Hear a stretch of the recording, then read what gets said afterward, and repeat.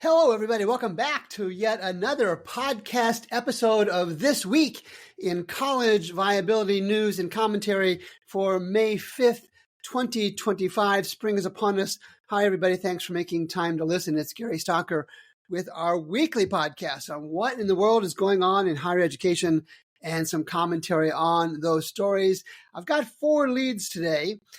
Limestone University holds graduation after the faculty votes to ban the president, the vice president, and board of trustees. As you might guess, I have some thoughts on that. Closed college students, Limestone University, St. Andrews University, and others in the past and in the future, be wary of the college ambulance chasers. I've got a good one and a bad one this week. The Education Department moves to make it easier for colleges to switch accreditors. I've got some follow-up on that, just taking a different perspective and suggesting that that's probably a good move. And then the President's Accreditation Guidance sidesteps core higher education safeguards.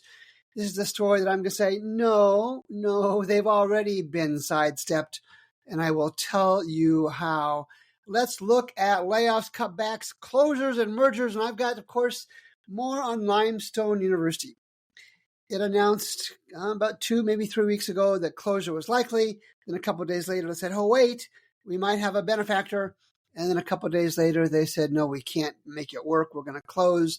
I believe May 9th is a date that faculty, that's this week, that faculty have to close. There's a couple of stories on this. There's similar stories, and I'll cite both of them in the show notes. The first one is from Mary Ruiz, R-U-I-Z, on Fox, Carolina. And the second one is from Baker Maltzby from the Spartanburg Herald Journal on May 1st. So here's a quote from the story. This is the one from Mr. Maltzby, I believe. I'll read the quote. A statement from the college faculty alleges mismanagement of the university's finances in recent years and criticizes the leader's decision-making processes and communications surrounding the school's closure. Given the circumstances of the last 2 years, goes longer than that, of the last 2 years and the deplorable behaviors, okay, let's introduce some emotion here, the deplorable behaviors of the last 2 weeks, it has become apparent that the administration of Limestone University and its board have not acted in the university's best interest. The statement reads in this story. This is from the faculty. Here is another perspective. Here is my perspective. And I've shared this before, nothing new. The faculty at Limestone University and other places past and other places current and almost certainly other places in the future, the faculty ignored publicly available financial, enrollment, graduation rate, and other outcome data available on audited financial statements, IRS Form 990s, IPEDS data, and more. And I make the argument this is a case, again, of the proverbial shooting of the messenger to the data. I've done this before, I think, on the podcast and on my social media posts. To the data we go, faculty, administration, stakeholders, students, families at Limestone and other places, St. Andrews. From 2016 to 2023, total operating revenue decreased 16%. Total operating expenses increased 14%. Do the math, that's a 30% gap.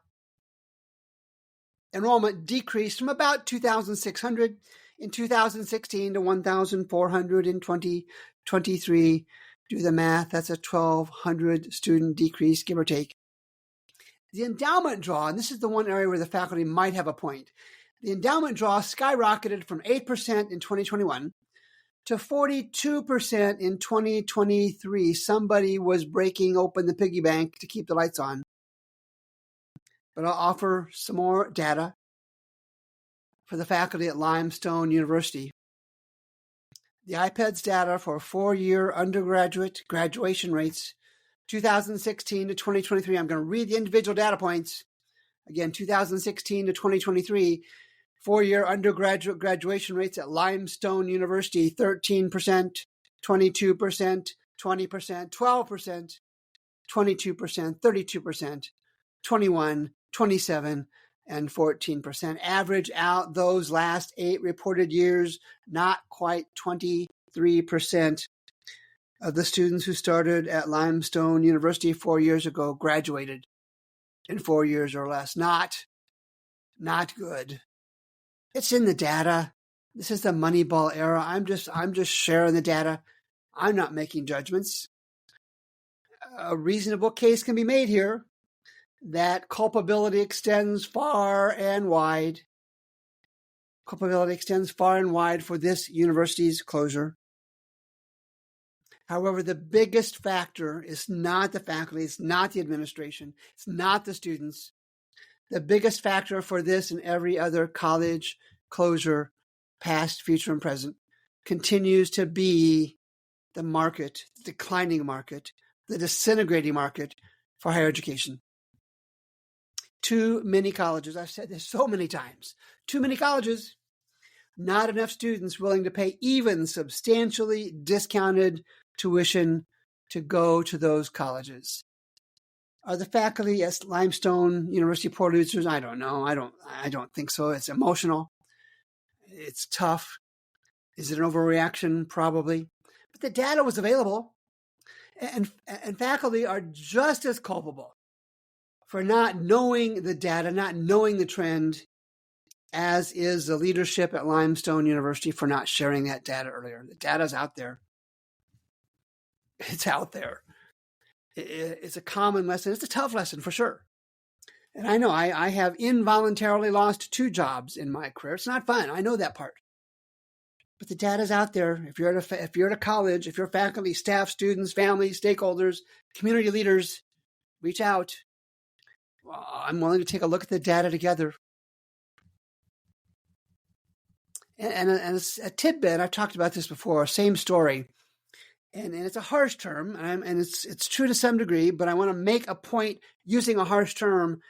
College ambulance chasers are now out there for both Limestone University and St. Andrews, and they were in the past, and they will be in the future. Erskine College in South Carolina is offering a $25,000 scholarship for each year a student has been at Limestone. There are other details. At Erskine, so let's look at the data. At Erskine, while the enrollment has gone up since 2019, the finances are not particularly solid. There is a 13% mismatch in revenue to expense growth. That means expenses are up 13% more than revenue. And the 4-year graduation rate is down 8 points from 44% to 36% in the last 8 reported years. So students of Limestone, University of St. Andrews, and others ask questions to the folks, to the colleges, to the representative colleges you're looking at because you lost your college at Limestone or St. Andrews or others in the past and in the future. Ask questions. Another story about that, Gardner Webb.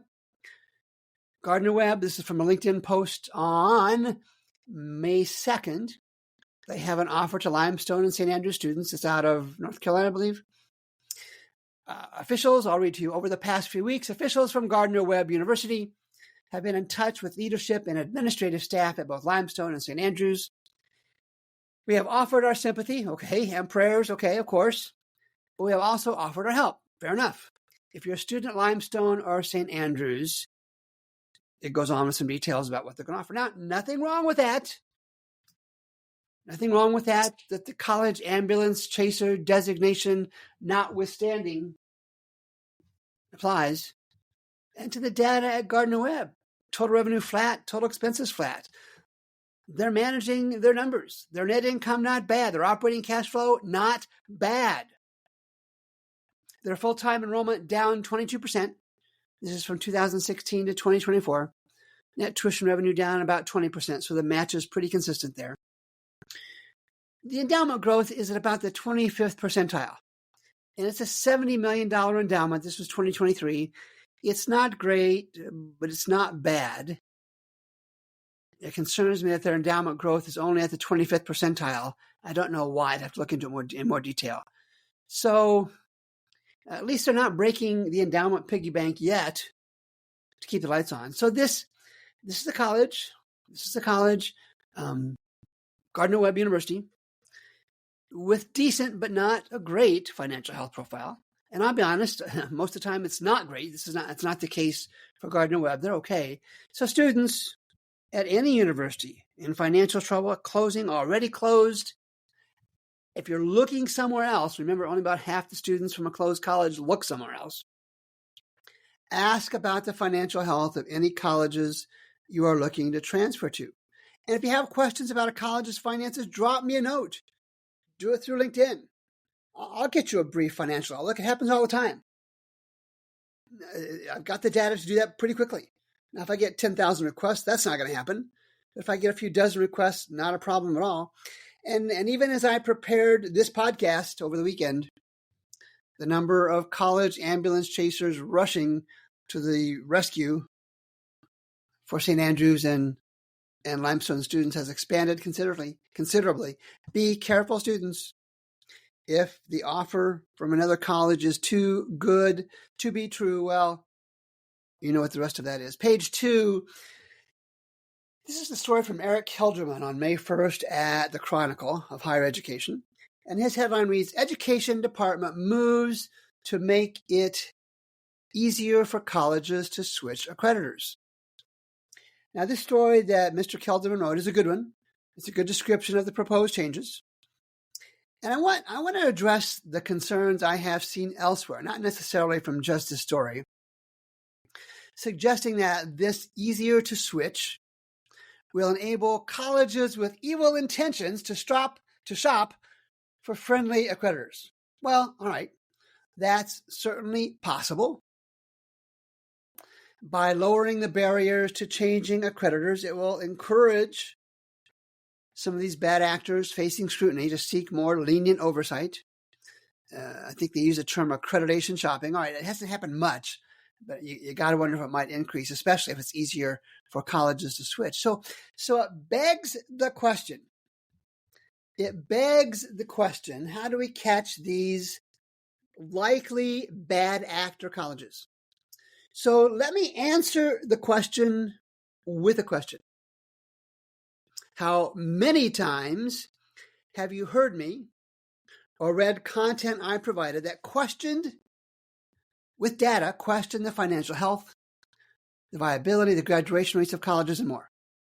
And as I write this I am working with some folks to develop a set of products to replace the function of government-endorsed accreditors. I'll say that again, replace the function of government-endorsed accreditors with private tools and private resources.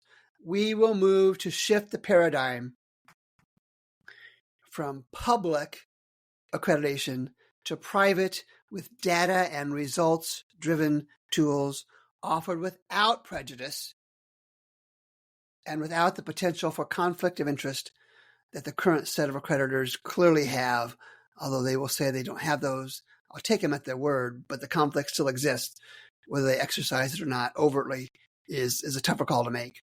And if bad actors now or in the future, if bad actors have bad finances, have bad graduation rates or more, I'm going to point them out. I'm going to point them out consistently on this show and other work that I do, just like I have done over the past 5 years or so. We'll find you. We'll talk about you. The market will learn in due course. Page 3. Let's change the tone here, change the subject. And this is a story from Hush Blackwell. It's a consulting firm, has some higher education business, and written by Chuck Ambrose. And Chuck has been on the podcast with a couple of special editions over the past year or so. And he's got a book on exigency that was out, I think, not quite 2 years ago. And it's got one out on no confidence votes, and the history of no confidence votes and their impact, with Mike Neitzel coming out, I think, early next year sometime. I'm going to read from Chuck Ambrose's comments in this. It's on the Hush Blackwell site. And again, the link will be in the show notes. Here's what Chuck Ambrose says. With this new model, we're talking about the NIL, we're talking about the portal. With this new model, there's a risk of Power Four conferences, the big boys, splintering off and siphoning the overall revenue distribution from the rest of the NCAA. All right, I've talked about this. He continues, not only would this affect the revenue distribution for Division I schools, but it will have an adverse effect on Division 2 and 3 as the big boys, Division 1 funds the lower divisions championships. Okay, fair enough. That's pretty common knowledge. He goes on to add there is a need to create a future that aligns the college athletes' welfare and experience with the educational mission of the institution, providing a more sustainable model for the future. So I mentioned Eric Kelderman a couple minutes ago, and I had him on a podcast just, I think, 2 weeks ago. And one of the discussions we had, and his story that we focused on was about colleges that use sports to essentially fund the college in large part. But one of the discussions we had was around the trickle-down effect of name, image, and likeness, NIL, and transfer portal, not just on college athletics, that's my focus, not just on college athletics, but on how that might trickle down to impact youth sports throughout this country. Here's my logic. This is a big deal. All right, first of all, many non-Power 4 colleges, the FCS, for those of you familiar with the terminology, many non-Power 4 colleges rely on what are called pay-to-lose revenue games. They essentially pay a lot of money to go to a place to lose a basketball game, lose a football game, and it helps fund their budgets. It helps fund the budgets of these FCS or lower-level non-Power 4 colleges.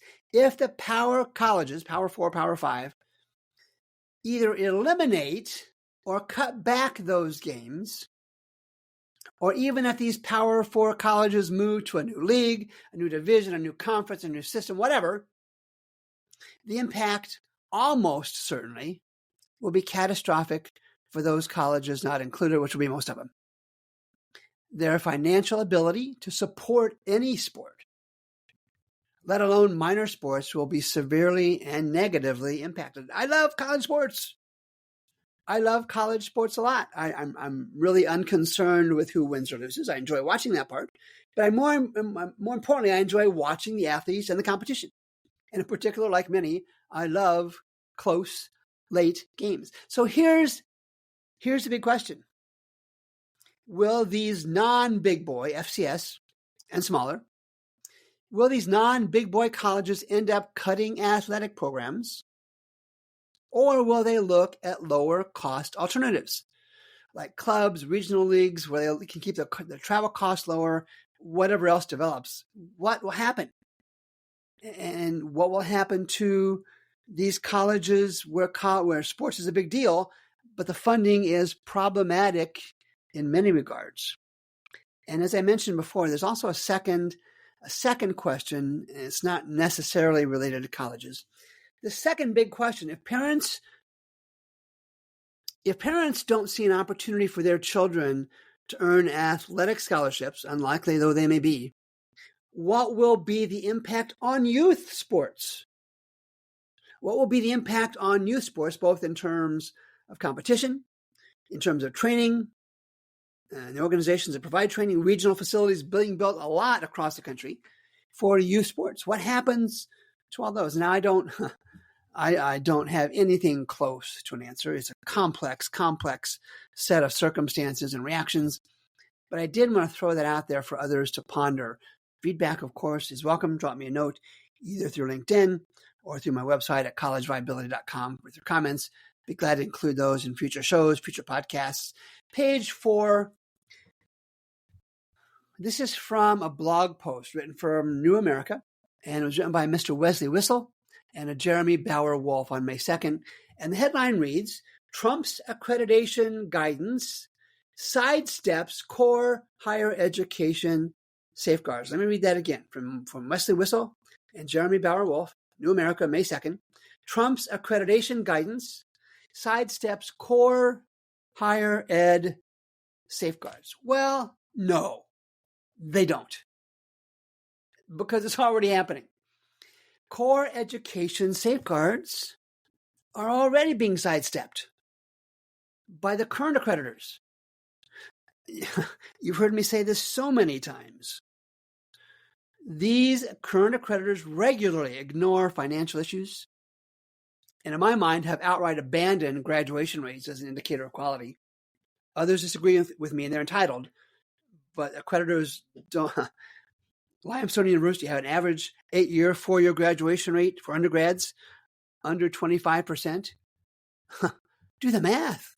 Who's losing out on this? The colleges are collecting their tuition revenue, although not enough for some of these colleges. And so, in what world? In what world can we say that the current accreditation process accurately and in a timely manner informs the public about financially risky colleges? In what world do Mr. Whistle and do Mr. Bowerwolf think colleges with sub 50% 4-year graduation rates provide a quality education to most of their students? They don't. They're not graduating.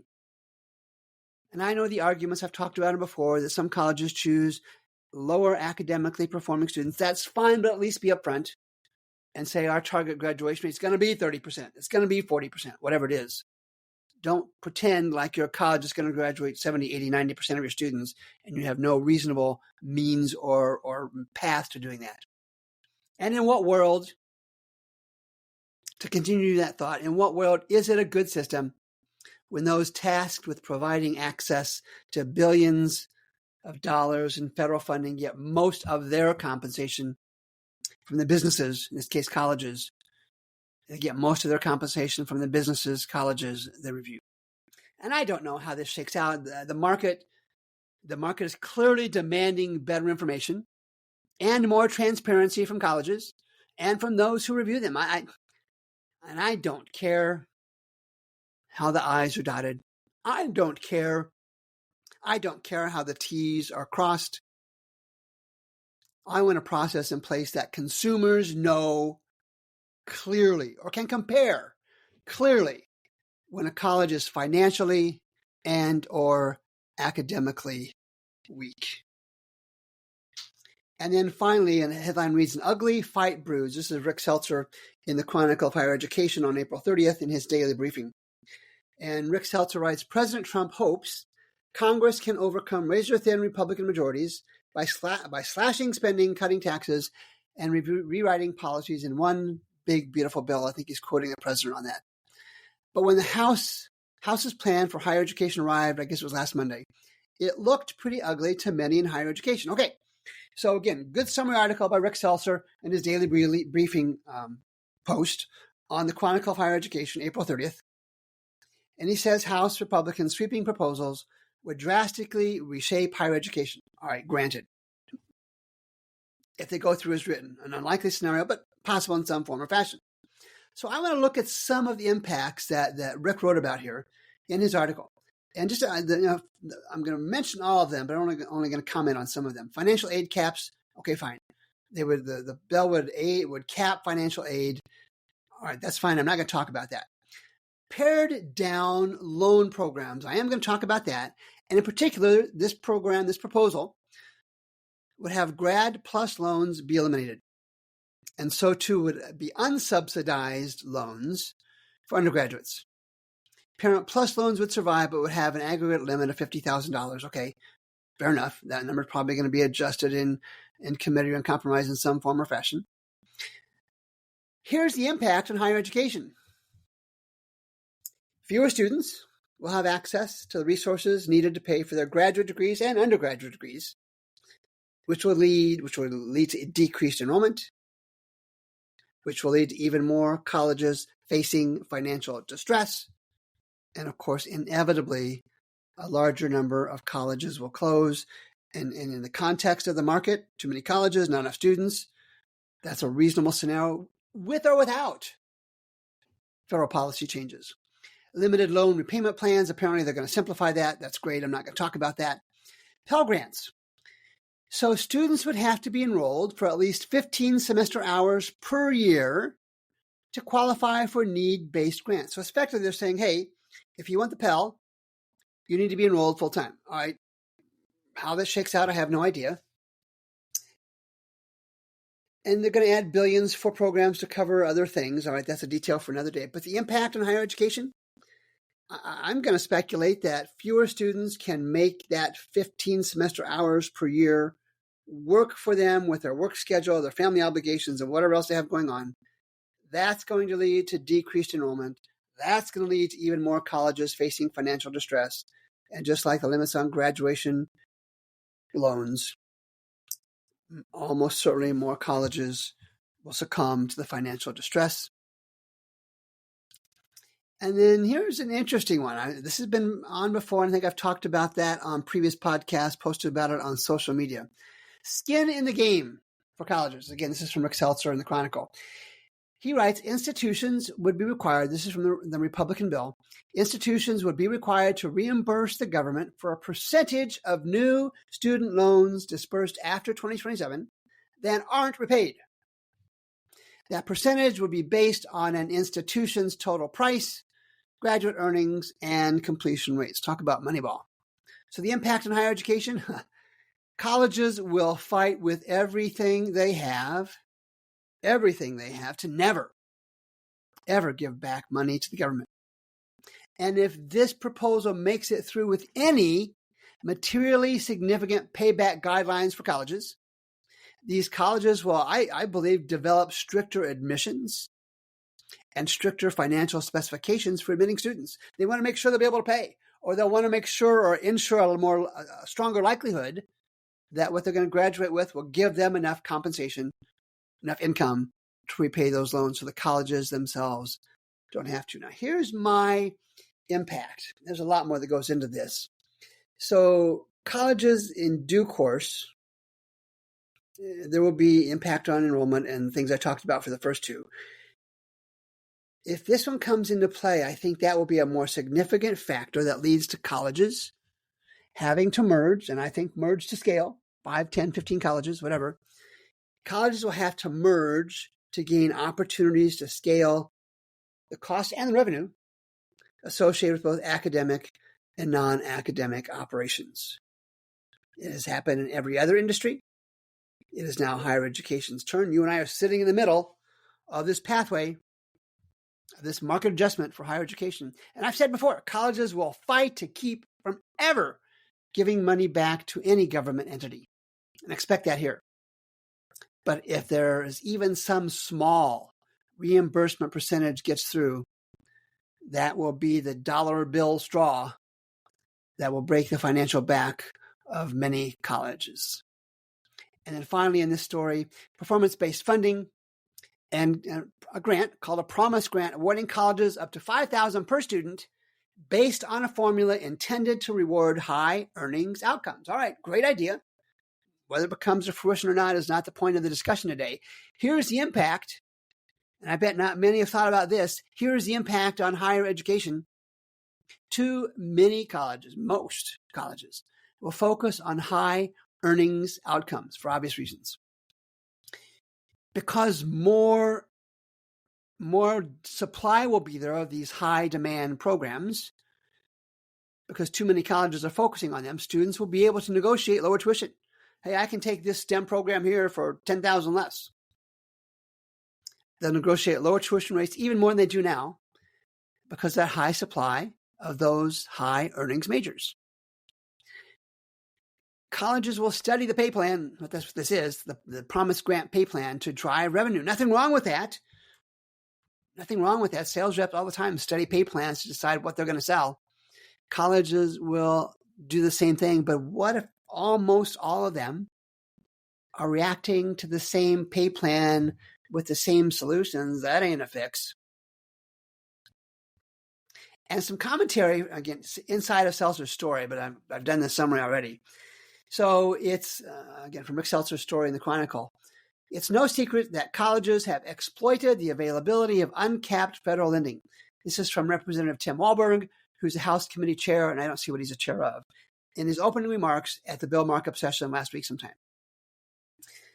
Seltzer also adds, poison pills abound for higher education. And this is directly from his story. The death of Grad Plus alone might threaten to close some colleges. All right, we've talked about that. It will take time to map out all of the potential perverse incentives that stem from basing funding on metrics like earning outcomes and low payment rates. Some reactions outside of this story. This is from Ted Mitchell, who's the president of the American Council on Education. The proposal to create an institutional risk-sharing process is significantly problematic, Mr. Mitchell says. And this is in a letter signed by many other higher ed association leaders. And he goes on to have some stats that will unduly penalize the very institutions serving the largest number of those students who struggle most in the labor market, low income, first generation, and underrepresented populations. All right, maybe. And sure, it's problematic. Sure, it's problematic. All this is problematic at this point, but if we look at both sides of the equation, there will be some balance. Think back to Algebra 101. Yeah, it's problematic, but so was landing men on the moon was problematic. Sending a rover to the surface of Mars was problematic. Look at the success it has had. It has had. And so was a successful landing on Omaha Beach on June 6th, 1944. Problematic in so many ways, and while tragic, successful in so many ways as well. And will these proposals, in whatever form they are adopted and signed into law, if at all, change the higher education business model? Absolutely. Absolutely. For the better? In some cases, yes. For the worse? Almost certainly in some cases, yes. But markets always adjust. You may think that's too simplistic. You may think that's naive. But it's a fact of business life. Markets always adjust. Again, like I said a minute ago, we're sitting in the middle of the higher education market adjustment. So Mr. Mitchell and yourself, get over yourselves. Mr. Mitchell and your colleagues, your decades, sir, of systems and processes that you put in place have led to an overbuilt higher education market. An overbuilt higher education market. We're seeing that now. And financial trauma to millions of students in the past, in the present, and sadly, probably in the future. So one other item as I wrap up this podcast. There are millions of there are millions of traditional, I'll say that one more time. There are millions of non-traditional college-age students who have and will continue to successfully complete and pay for their college education. It's those students on the margins. I understand that. It's those students on the margins who have been relentlessly marketed to so that colleges can pay their bills that are at risk. I got to think there's two sides to that equation as well. Is it for the better or for the worse? That the opportunity to pay for tuition for problematic degrees or not even to complete those degrees based on graduation rates, is it better or worse for these students, these kind of changes being proposed? Is it for those colleges who don't even graduate half their students? Those students are going to be beneficiaries if they find something else to do. It's reasonable to assume that many of these students, based on whatever marginal decisions they make, will find other ways to intellectual satisfaction and financial security. Mr. Mitchell's false flag efforts to protect the status quo is much more damaging than the efforts to modernize the higher education model, business model, and its historically miserable outcome for millions, in spite of the fact of historically fabulous outcomes for millions more. I suggest we get together next Monday and do another This Week in College Viability podcast episode. Until then, thanks as always for listening at College Viability. This is Gary Stocker. Good day for now.